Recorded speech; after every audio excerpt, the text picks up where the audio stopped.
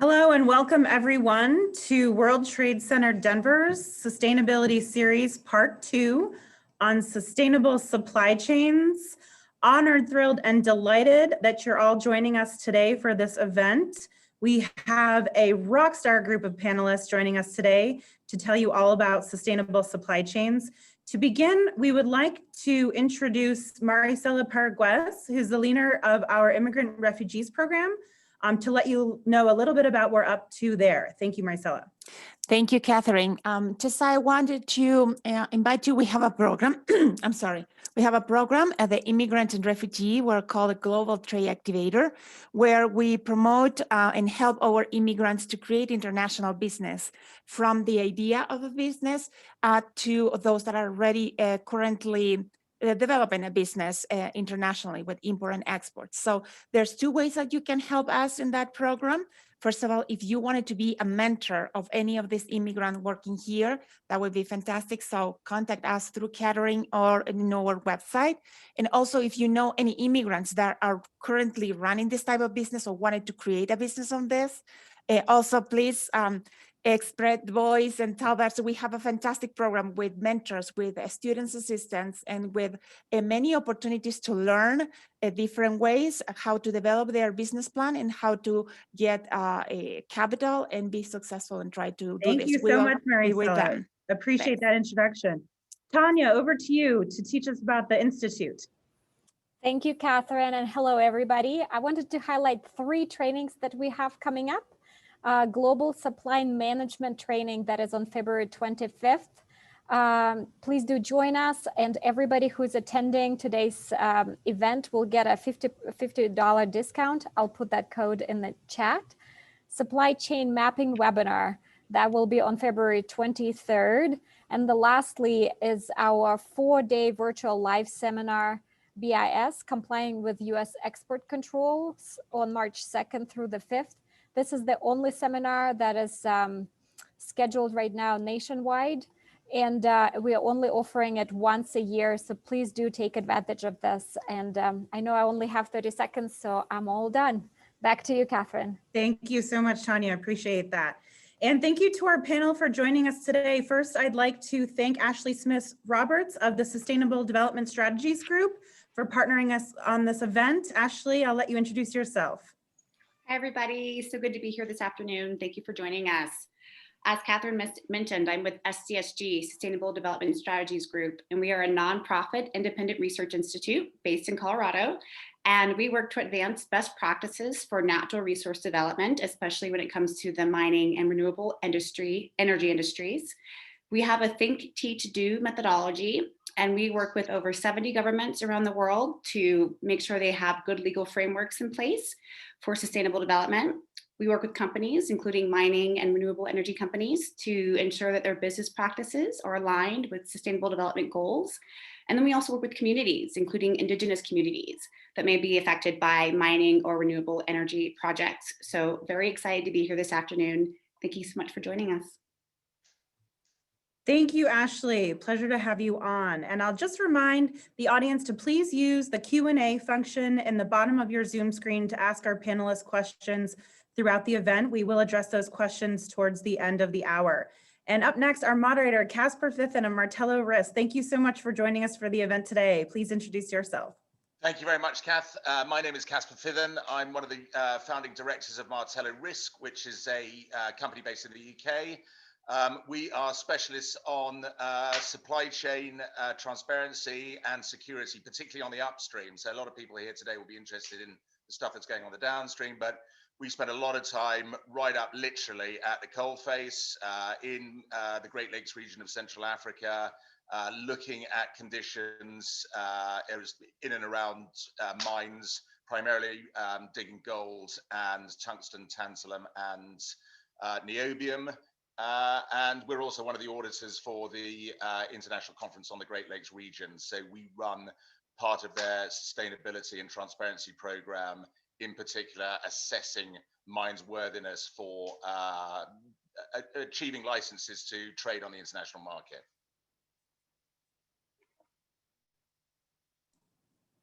Wonderful. Thanks, Caspar, for joining us. And I'll let you introduce each of the panelists. So without further ado, because I know we're pressed for time, we've got a lot to get through. We have got Rebecca Darling, who is from Newmont, joining us today, along with Craig Jacoby, also from Newmont, and Jennifer Kraus from Source Intelligence, who are based down in San Diego. And we've got Carrie George from Everledger, which is a company that is using blockchain, amongst other things, to log movements of minerals in particular along supply chains.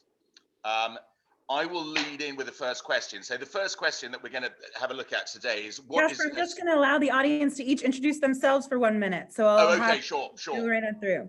Yeah. Go ahead. Rebecca, please. Sure. Thanks for that. So my name is Rebecca Darling, and I'm the Senior Director for Social Responsibility for Newmont. We're the largest gold producer in the world. We have 12 mines in 8 countries. And Catherine asked us to tell sort of how we got started in the social performance or sustainability realm. And I started about 15 years ago in Mongolia, working with communities in mining so Mongolia is a very mineral rich country. And so I was working with communities to understand and articulate what it is they hoped for, feared, expected from having a mine in their backyard. And then communicating that with companies and community or their government. And so my journey has evolved over time because I figured that, this is a complex, messy, complicated, wonderful thing where we can really optimize opportunities to create shared value. And so I moved into industry to really try and influence an industry that historically has maybe not done the greatest job socially and economically to try and improve what we do. And I work for a company that I think is really trying to raise the bar. So that's where I started in Mongolia, and now I'm in very cold Denver. So really happy to be here today. Thanks.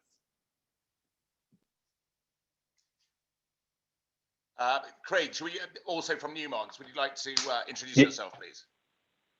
Sure thing. So afternoon, everyone.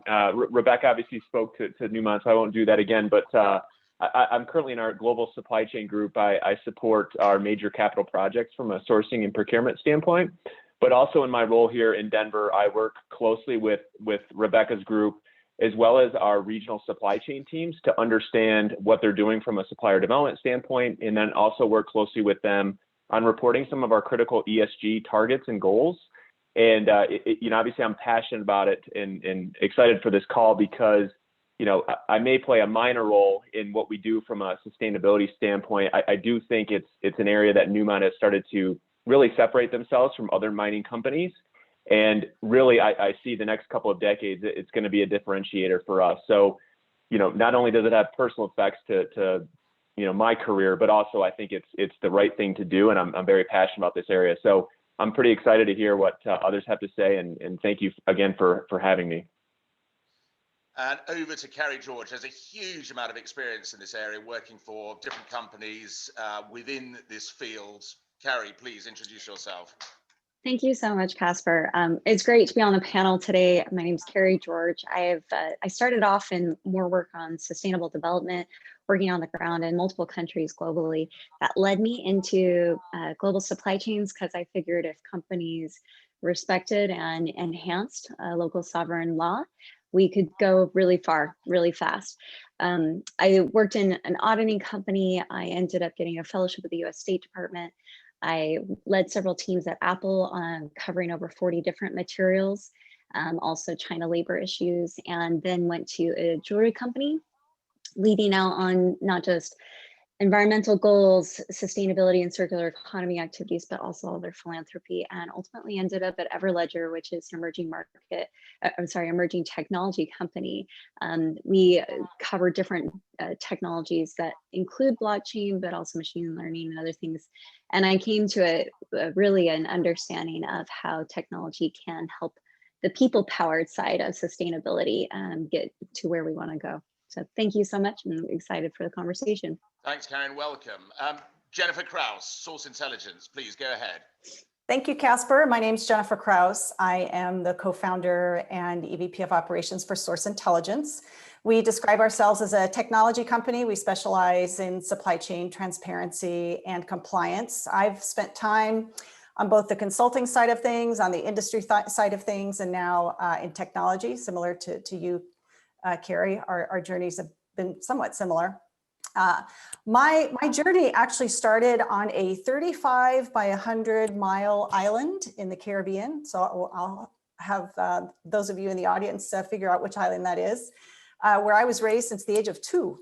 And I was taught by my grandmother a very deep appreciation and respect for nature and how interconnected we are with nature. She had a real green thumb. I still to this day am trying to emulate that. But my education, my career, my life has pretty much been dedicated to learning about, protecting, and promoting that interconnectivity. So that's me in a nutshell. Excellent. Right. Well, without further ado, I think we should get into the key topics that we've got lined up for today. We've got 4 areas that we're going to cover. And the first that I'm going to put to the panel is what is a sustainable supply chain to or for your organization? And what are the risks that you and your organization work to mitigate? And I'm going to throw that one straight to Rebecca and then lead on from there. Please, Rebecca, go ahead. Thanks, Caspar. You know, I think especially since COVID, we've heard the call for a just transition. And really over the last 5 to 10 years, this evolution and greater demand from stakeholders and shareholders around the world for greater performance in ESG, environment, social, and governance from the private sector. And no one is saying that the private sector shouldn't make a profit, but they're saying we should participate in a meaningful way and contribute to society rather than just take profits. And I think Newmont has been on this path for a very long time and really worked around our ESG. And we, while the question is about mitigating risks, we really try to flip the script and talk about capitalizing on opportunities. And one of the things that we commit to doing in the communities that host our sites and operations is creating shared value. So how do we make money and also bring and create value with our partners and our stakeholders in our communities? And that's really through local employment and local procurement. Those are 2 of the ways. There are many ways, but the 2 big ways is around economic participation, which translates into procurement and local employment. That sounds really easy. Local employment will buy things from the communities that are hosting us. But you know, when we're in remote areas of Africa, in countries in Africa or Latin America, or even remote rural towns in North America, you know, the widgets we need at the scale and volume we need them may not be produced in the community that's right next to the mine or a few miles from the mine. So we really sit down with the communities and we say, what is it you want to do? Where are the entrepreneurs? What is the driving force here? And we work with them very closely to create that shared value through local suppliers and also economic diversification. So when a mine comes into a community and the economy starts to thrive, what does that community want to look like? Do they want large, big box, you know, type markets and supermarkets and chain stores, or do they want to stay small and rural, like a community I worked in Arizona? And so we worked with them to identify, for example, they wanted to attract artists and stay small. And so we work with stakeholders around local procurement and also economic diversification in their communities. The other thing, and this is more kind of a logistics piece, is how, you know, when we used to work in the office, you know, I was on one floor and Craig and his department or his function were on another floor. And I have my KPIs and Craig and supply chain have their KPIs and to the regions and the sites. And we have to really be intentional about communicating and collaborating as the 2 functions, because if we don't, it's not that we wouldn't conceptually want to work or, you know, do this work together, but we've really got to focus and say, how are we going to develop local procurement and also work and purchase things for the business on time, you know, mitigating the risks that Craig's going to talk about in a few minutes around human rights, safety, those kinds of things. So one is working with the communities and understanding what they want and how they want to participate in our procurement and other economic diversification. And then 2, it's being really intentional about 2 different functions in the business collaborating together. So we do that, and that both optimizes opportunities and mitigates risks for the business. Thank you very much. Craig, would you like to add to that? No, I thought Rebecca nailed it. We'll talk a little bit more. I know we've got the next question at Caspar, so I'll speak a little bit to what we're doing in terms of best practices. But no, I thought Rebecca nailed it, so nothing further to add. Excellent. Carrie, you got anything to add to that? Yeah, I'll compare and contrast a couple of the industries I've worked in. When I look at the electronics industry versus, let's say, jewelry, different consumer demands. In the electronics industry, there were studies done about 10 years ago that unfortunately consumers would still buy a certain type of phone, whether it was made with child labor or not. And the difference, though, in what consumers are driven by are longevity of phone or the power of the technology, and then that it does what they want it to do. Governments, on the other hand, care about electronics material because it's a shared material stream for military, for critical materials globally, and so on. And so you're seeing a push in automotive electronics with shared critical materials that everyone cares about for lots of different reasons, to make sure there's efficiencies, make sure there's different activities. And that's where we have, for example, a couple different grants from the US Department of Energy to make sure those critical materials for energy sourcing, energy storage, and energy production are established for North America. And you're seeing different types of things in Europe as well. On jewelry, consumers care. It's an emotional purchase. It's for a birthday, anniversary, wedding, etc. And so you see a different kind of environment where giving back to the community and knowing directly that it's occurring really matters, and that you're seeing that it really matters to know that people benefited and that you're not harming the environment. So there's different swaths of how people are engaging in the supply chain, but huge overlap in kind of the efficiencies and best practices. And we'll talk about that in the coming sections. Can I just ask a quick question there? As far as the consumer is concerned, I mean, let's just say, for example, they buy an engagement ring. Now, this is a composite object. So let's say it might have a bit of gold in it. It might have a bit of platinum in it. It's got a diamond on it. It's got a sapphire. It's got an emerald. And let's just say, for sake of argument, it's got a ruby as well. Are people aware of the complexities of those supply chains and how they feed into that object? So the diamonds might be coming from Canada. The rubies might be coming from Madagascar or what, and the gold, and obviously everything else is coming from different places. And how companies can actually sort of help to explain this variance in the circumstances in which all these minerals came out of the ground and how they're put together and how the supply chains in that are protected. I think that's such a great question, because that basically summarizes every sustainability professional's challenge. Is we equally have to make it simple, clear, concise, and digestible for people in our own companies, let alone the consumer, just to make that transaction. And, with a jewelry product, people, I was actually just talking to a mining company yesterday who said, well, diamonds are easy. They're not that hard. Well, the reality of the supply chains are much more complex, and even a simple ring has multiple alloys, as you're pointing to, in the metals, and then also the different gems will have different sources. So making that as a single object, something that can be digestible and that action is driven from what those claims are, is the magic key. And there's some different things that we're trying to do, but we're going to get better and better. But the more complex a product is, like a phone or a computer, the more materials and the more you're having to summarize that. So yeah, that's absolutely something we really want to get to. Jennifer, that's a natural question for you, I think. I mean, given the work that Source does, how do you thread all these things together? I mean, not only in an engagement ring, but also in something far more complex, like like a laptop or an aeroplane. Right there's the rub, right? Is how do you weed through all of that? How do you number one, understand this complex, but not only complex, but dynamic? I mean, that's one of the most amazing things about supply chains is how dynamic they are. And one of the things that I always say is I'm always amazed at the quality or lack thereof of the data, supply chain data that we get from our clients. It's just amazing. This is your sustainability as a company really relies on this. And so when I think about, sustainable supply chains and the risks associated with them. I come at this from a couple of different perspectives. I can come at this as a business owner, but also as a service provider, that helps trace these supply chains and understand where these raw materials are being sourced from that are ending up in these products. And so sustainability, very simply to me, means longevity, right? It means thriving financially. It means thriving technologically and resourcefully in a way that's not detrimental to the financial, technology, and resources of others. And those resources can be labor, those resources can be energy, environment. So as a business owner, I want to thrive. I want to be around for a while.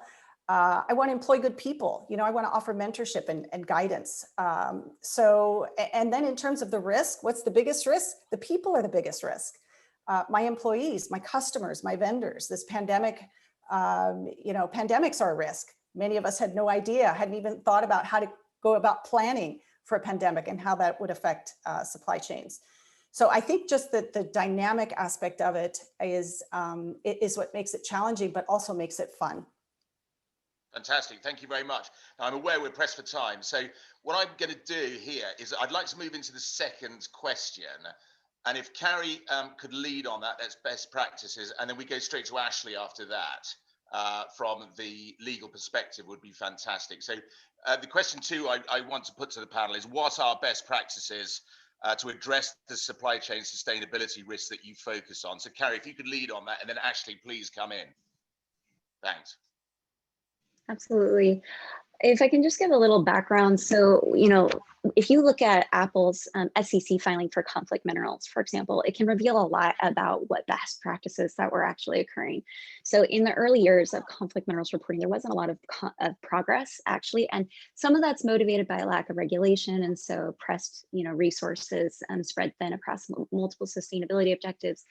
But also it was at a time when Apple and many companies were unilaterally trying to address responsible sourcing and tracking of their supply chain, which is not possible. You have shared supply chains. And so you really have to come together as industry associations, industry peers and competitors to within, appropriate, standards making and, connecting on timelines, goals, targets, reporting definitions, tools and templates. These are basic things, but they change the game. And you can see it really specifically from 1 year to the next. You have a 40% reporting increase. And then within the next year, it's up to 88%.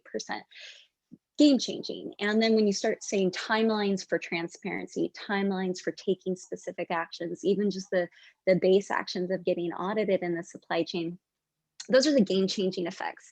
A couple other things, using that same kind of mentality of shared responsibility within an industry that is utilizing a certain type of supply chain, it's also the actions to mitigate the problems. You first have to acknowledge the problems, which is always scary, and every legal team wants to caveat as many different ways. Caveats are fine, but still say it. And I think one of the things I was most proud of for my work both at Brilliant Earth as well as Apple is that in both cases, the companies talked about the real problems, saying, in the case of Apple, there are incidents of conflict, child labor, human rights abuses, and they've laid it out publicly. They worked in partnership with the Tin Association, with NGOs to report incidences, and then paid into a system to make sure they were followed up on. That's not a downstream company's responsibility. They don't have the know-how to follow up on different types of violations, but they can help support the process and open the doors for a broader group of actors to participate in. So shared responsibility, but coordinated approaches, shared technologies that actually will drive that. And that can be simple ones like reporting templates to things like blockchain and interoperability, that type of thing. Ultimately, getting everyone comfortable with sharing the data. I had to do a ton of personal NDAs as well as being an employee of Apple.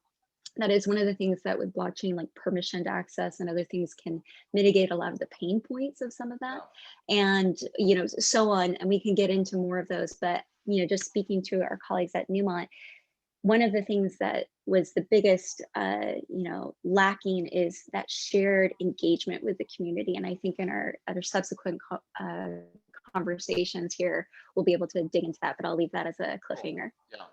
Ashley, please, I mean, your perspective from the legal side, in terms of the extra additional burdens that are placed on companies in order to participate in this. We know that it's hugely beneficial to brands, to business, and so forth.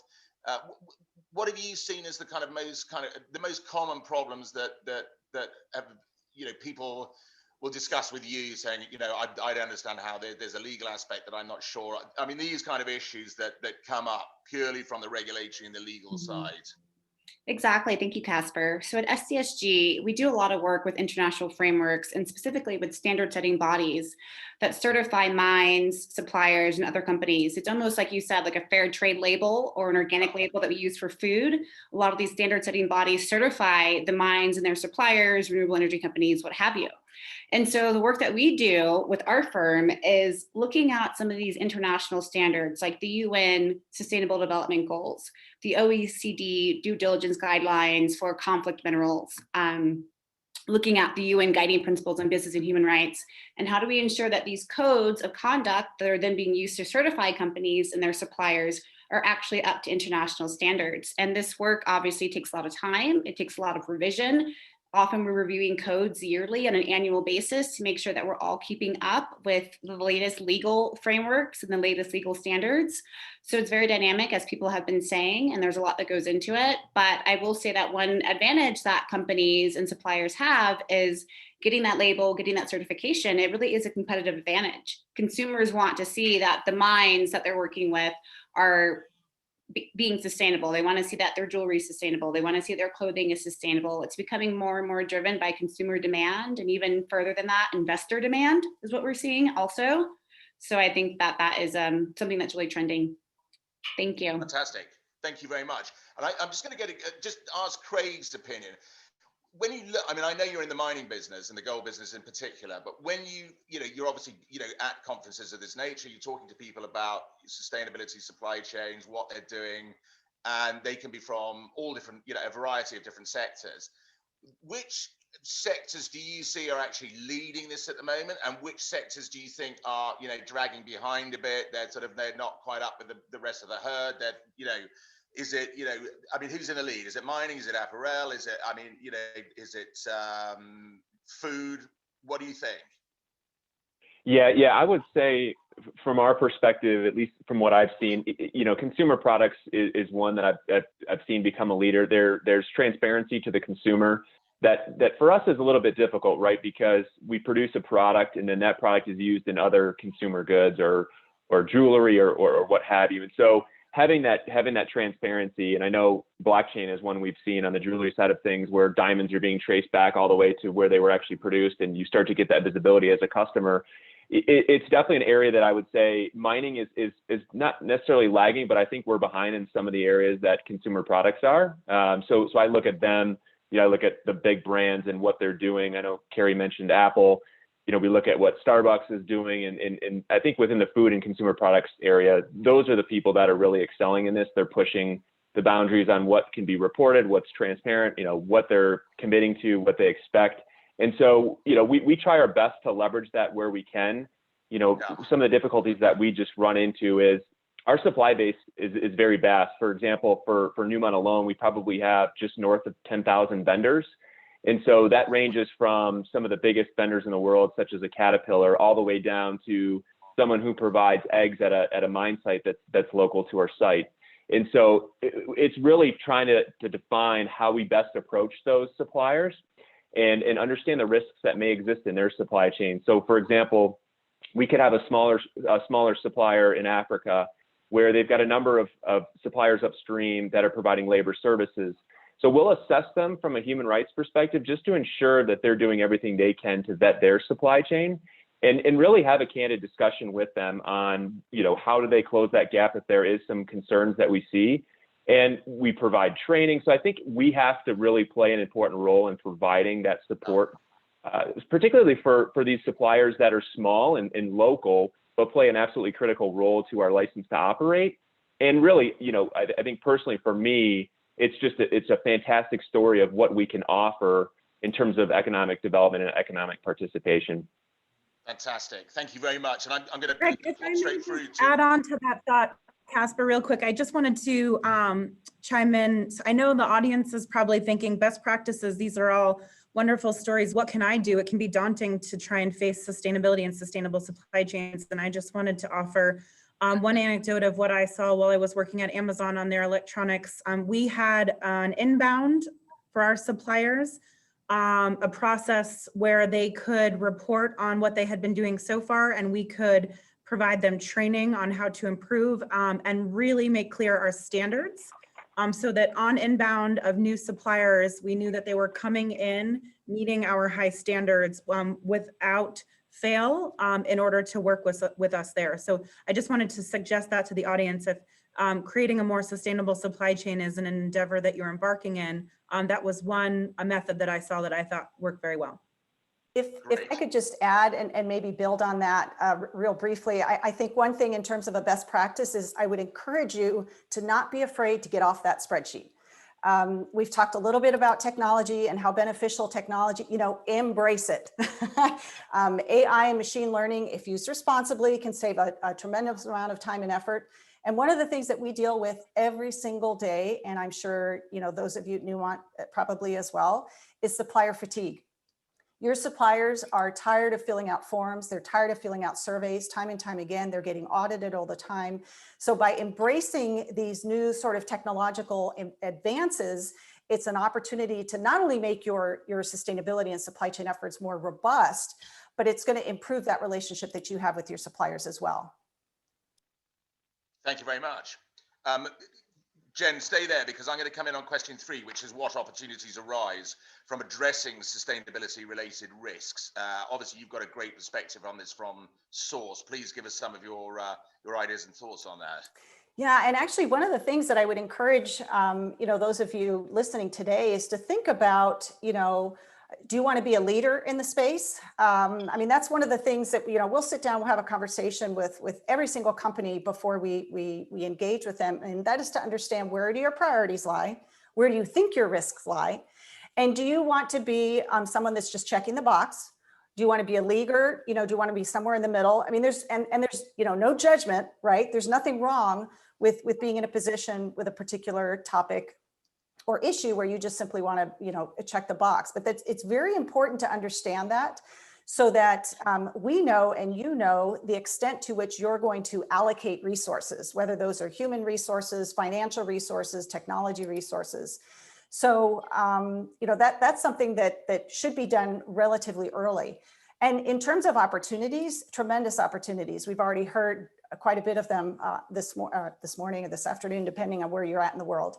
But building and leveraging, I'm going to go back to the suppliers and your vendors and how critical supply chains are to your sustainability as a company.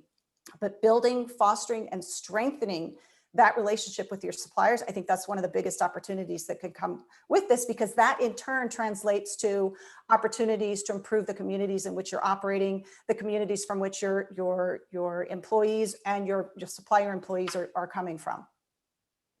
Thank you very much. Ashley, have you got anything to offer on this on the legal side? How do you think that? Actually, let me put the question another way. When it comes to investing on the legal side, what is it? How do you see the kind of return coming off that in terms of the benefits for the business, in terms of the benefits for the brand, and so forth? Exactly. Well, we've talked a bit already about how ESG and investment is actually some of the largest drivers of sustainability and concerns, because investors now want to make sure their money is going somewhere where they're not only making money, but also making sure they're taking care of the planet. I think that a more high-level answer is sustainable development is our future. I think the fires that raged across Colorado last summer was a great example of that. Like, we need to make sure we're being responsible with our business practices so that we can take care of our planet. And companies, by and large, have the largest influence when it comes to things like greenhouse gas management or child labor in the supply chain or the chemicals that are going into our water or soil or things like that. And so I feel like investors are really big drivers of all these things because they want to make money, but they also want to make sure that they are taking care of the planet. And I mean, there's no question, this is where it's going. So I think it's good for companies to get on the front end of things, like Jennifer said, rather than lagging behind and then having to do the same work 5 years from now, because it's going to happen regardless. Just one last short question. As an area of law, how has this sort of grown over, let's just say, the last 5 years? I mean, has it really been exponential now as an interest, as a core business for most law firms operating in this kind of, in this business world of supply chains? I mean, are they setting up new departments? Are those departments growing? Are people going into this specifically just to do this kind of work rather than, other fields of law, or what? Absolutely. Sustainable development, risk mitigation, I think it's exploding right now. And especially, when I started this work even 5 years ago, you said UN Sustainable Development Goals. People maybe didn't know what you were talking about. But now I think almost everyone, even if you aren't a sustainability expert, you've heard of the UN Sustainable Development Goals. You know what it is. It's becoming a household name. Sustainability is becoming more common, more popular, and that's on the legal side of things, that's on the business side of things, that's everywhere. And the same with the OECD. I mean, this is now increasingly becoming another household. This is an organization that very few people were aware of 10 years ago, and now all of a sudden it's this is central to the way that people look at products and what they want to buy and what they don't want to buy. Perfect example.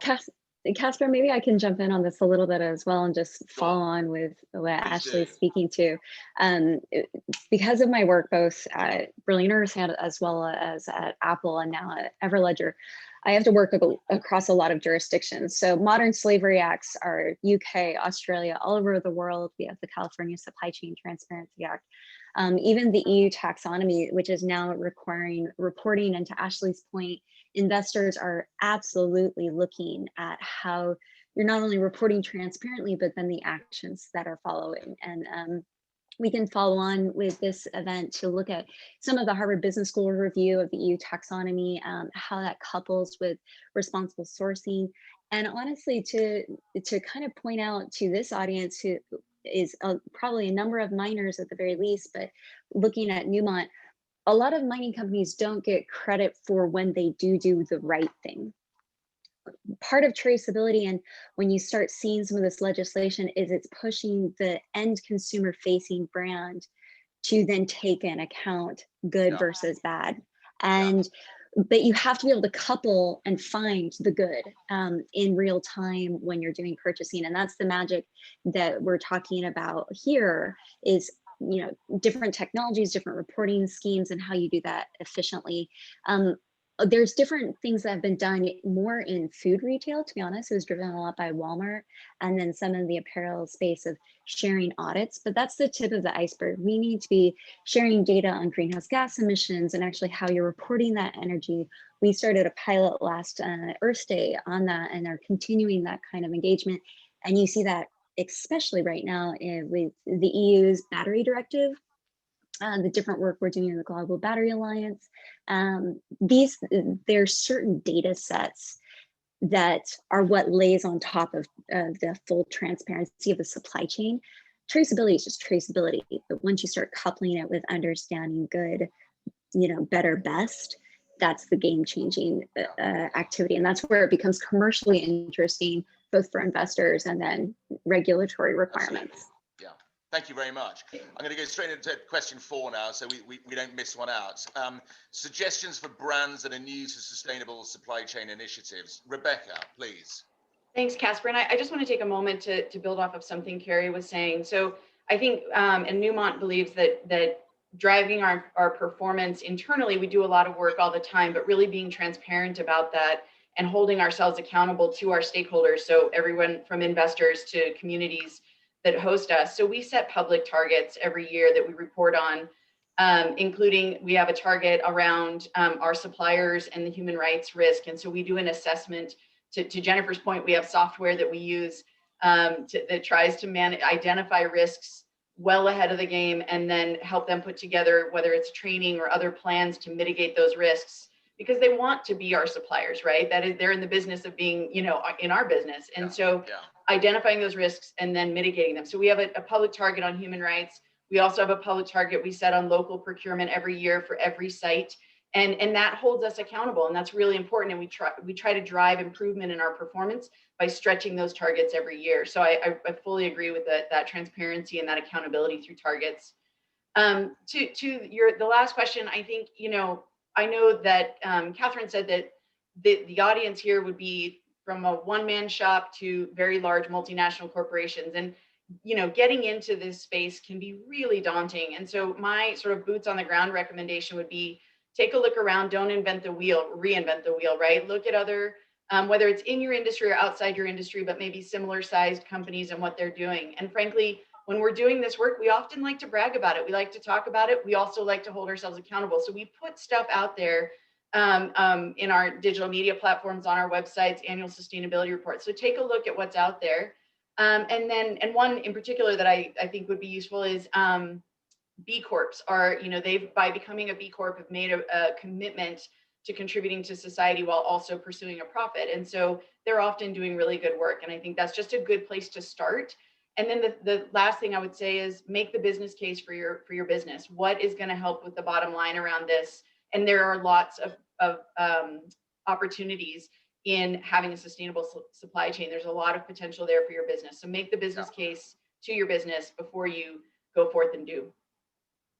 Jennifer, would you like to add to that from a source perspective, Yeah, from the kind of data side of things? Yeah, absolutely. You know, Ashley, you talked about the SDGs, the Sustainable Development Goals, and in terms of those of you out there that are new to sustainable supply chains, I mean, that's a great place to start. Familiarize yourself with the SDGs, and you know, Rebecca, to your point, what other companies are doing with respect to those SDGs and communities, frankly. So you don't end up reinventing the wheel.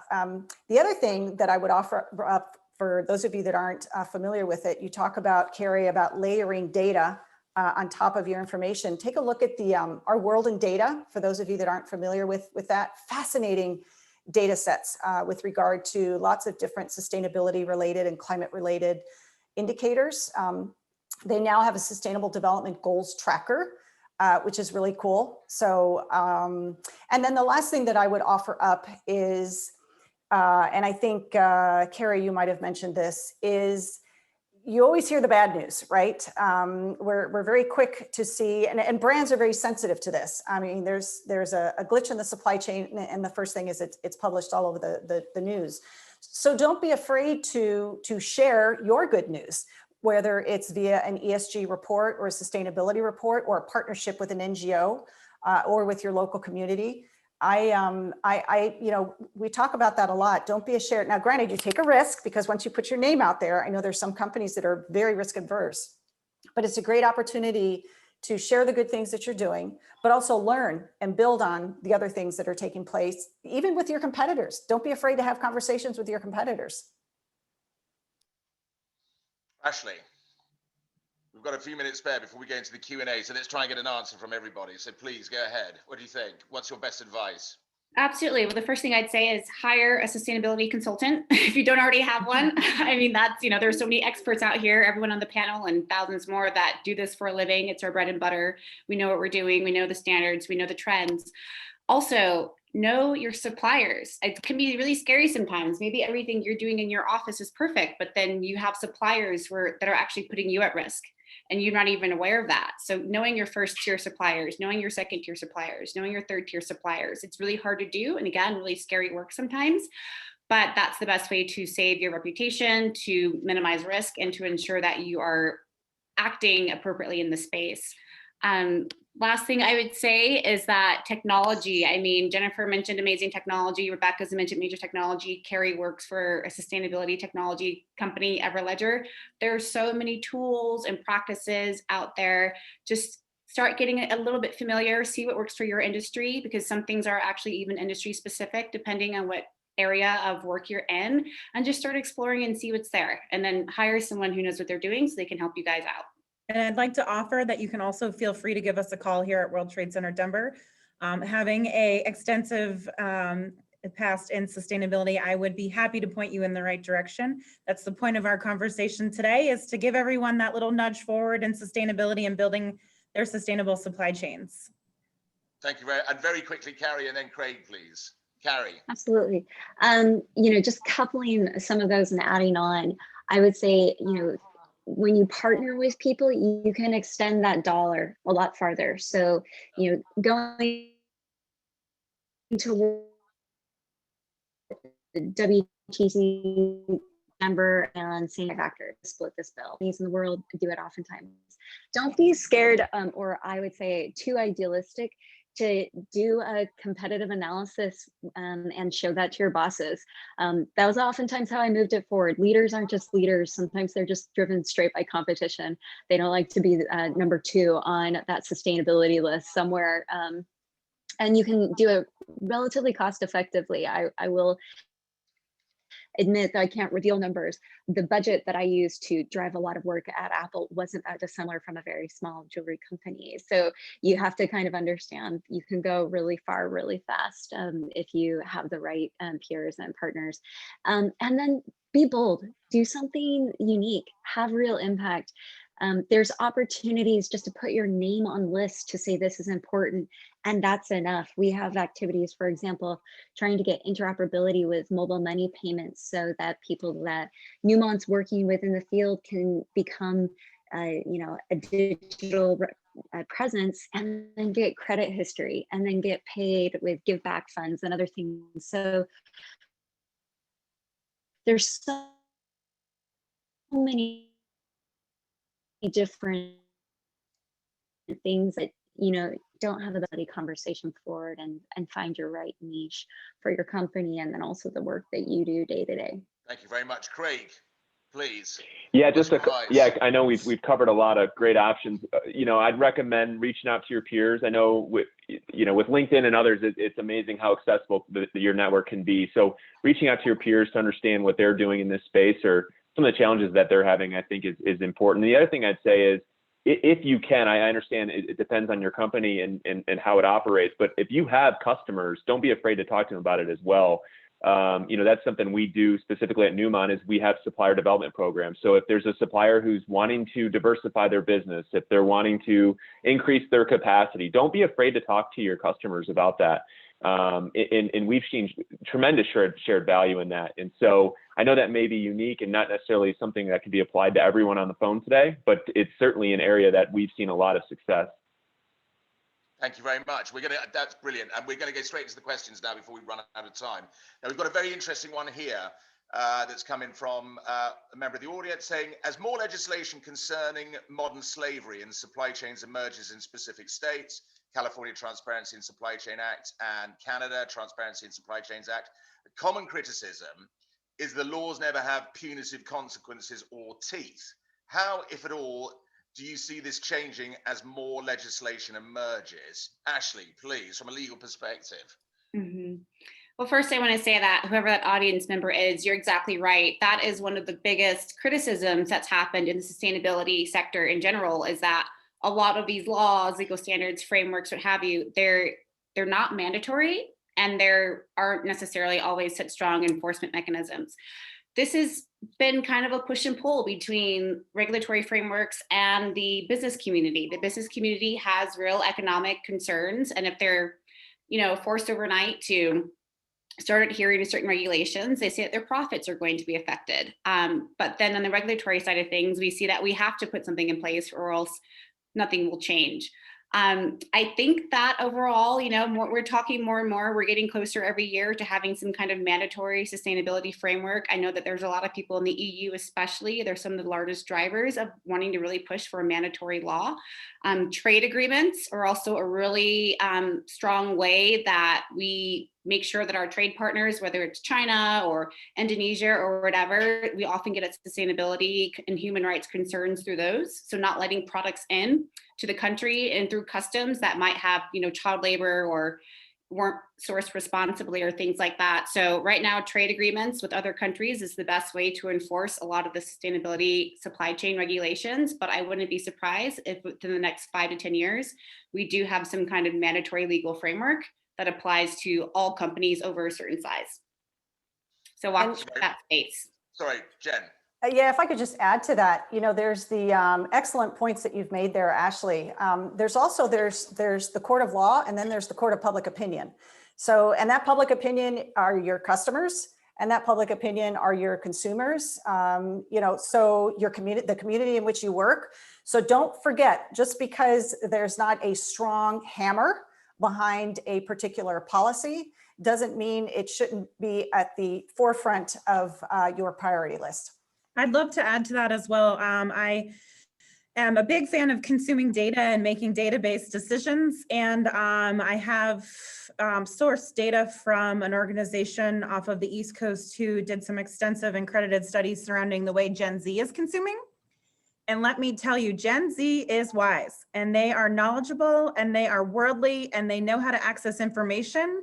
And the trends are showing that they are consuming ethically, and they are more likely to move away from a brand based on what they find than to purchase from a brand based on what is being projected as successes. So there is risk. But the good news is that Gen Z is looking for those success stories. They're hungry for them. So there's an opportunity there and a big opportunity for success.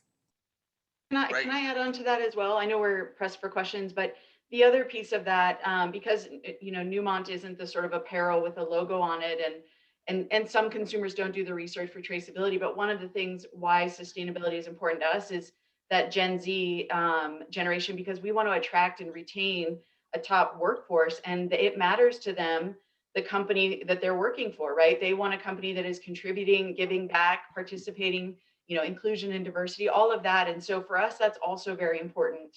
A big piece of why we do sustainability. It's one of the motivators, along with what Ashley and Jennifer were talking about as well. I've got an interesting one here, actually, which, I mean, this is looking at the structure within the management structure within companies as to how these issues are dealt with.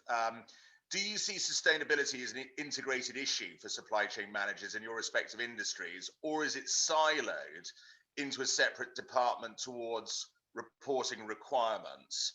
And I've got another one that sort of dovetails into that, which is, this is actually directed to Newmont in particular, and it's how does Newmont integrate social sustainability objectives and practices with environmental and governance goals?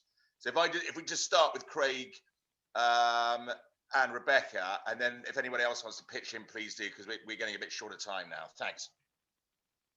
Yeah, I would say for us, they somewhat naturally become an integrated goal. When we look at our ESG goals and then what we're doing from just from a company perspective, it's very apparent if you work at Newmont that it's front and center in terms of our goal structure and what we're targeting towards as a company. So, for example, we've got a target now to reduce our emissions by 30% by 2030. So that's a goal that's out there that now we have to integrate some of our ESG related goals to that. And, I would just say it's somewhat become innate for us that this is how we approach our goal setting and how we set targets that are challenging, and appreciating that these are becoming public and our name is out there as Jennifer's talked to. And, being willing to take the risk and say, this is an exposure for us if we don't hit this target, but we have to show that this is a passion for us. This is something we feel is critical to our business and can really, drive value in our business as well. I don't know, Rebecca, if there's anything else you'd want to add to that. No, you nailed it. I think the only thing I would add is, this is a dynamic space. And so we continue to evolve. And one of the things that we've done recently is embed a social person in supply chain at a site level so that, they are talking to each other, they're working hand in hand. So we try new and different things as, this space evolves, and we continue to work to raise the bar internally and within our industry. Carrie, what was your experience at, big tech?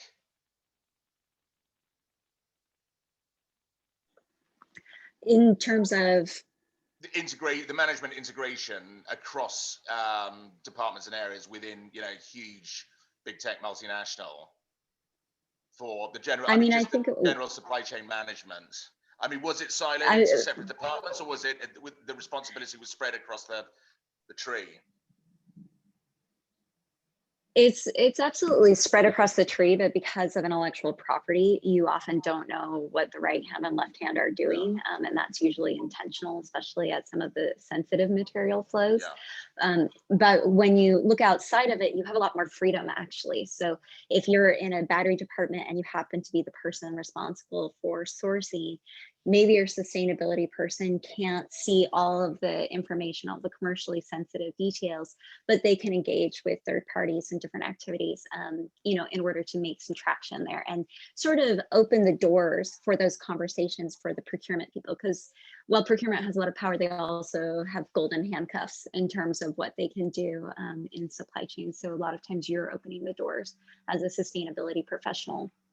I would say that we still are not capturing the momentum of, you know, coordinated efforts. SOMO just put out a report, for example, on the battery supply chain. I would recommend people looking at it. It's a compilation of probably 10 years of the work on responsible sourcing in the battery industry. The Human Rights Watch report that came out on the jewelry industry still has a lot of meat in there that has not been followed through on.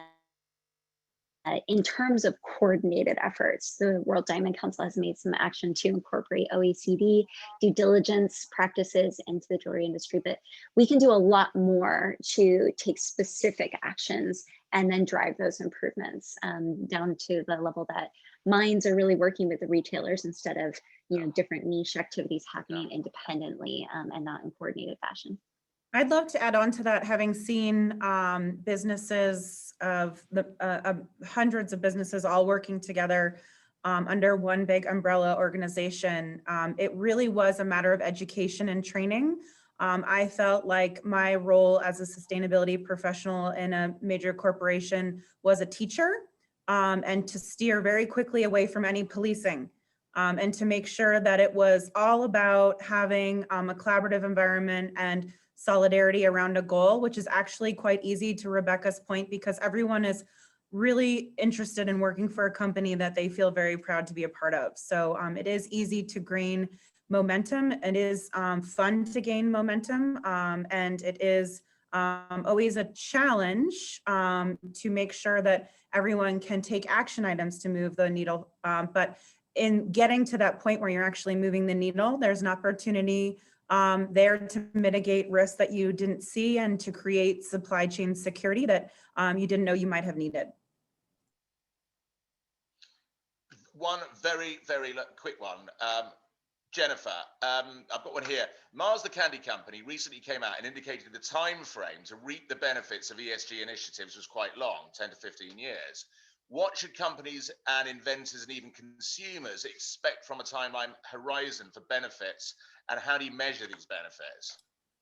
That's a great question. And that's absolutely right. I mean, a lot of these benefits we don't see until, you know, 10, 15, 20, 25 years, you know, especially when you start looking at really being able to affect significant change in smaller rural communities. It's not like you can just sort of come in, build a wastewater treatment plant and think that's just going to be sustainable. And you know, there's a lot of training involved. There's mentorship, there's education, there's infrastructure that has to be built around to support it. So what I would offer is there are, however, opportunities to find quick wins, shorter time frame opportunities that you know, may require more or less capital. It depends on the potential opportunity.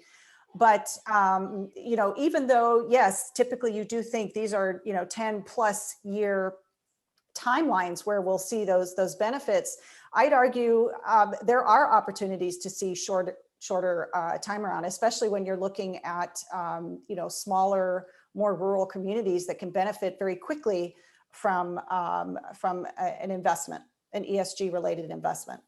Brilliant. Thank you very much. That was succinct. That was excellent. Thank you very much.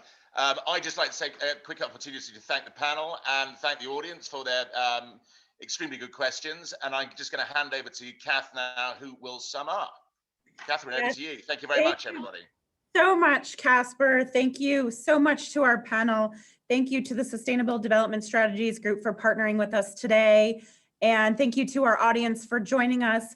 Please come back and see us soon at the World Trade Center Denver. Check out our website, wcdenver.org. And we've got a calendar of events coming up. We've got more of the sustainability series, part 3 on circular economics. And we look forward to seeing you all there.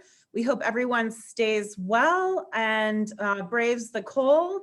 and look forward to having you all participate with us again in the very near future. Thank you so much again to our audience and to our panelists, and best of luck to everyone, and happy Lunar New Year. Thank you very much. Bye. Thank you, everybody. Thank you. Bye.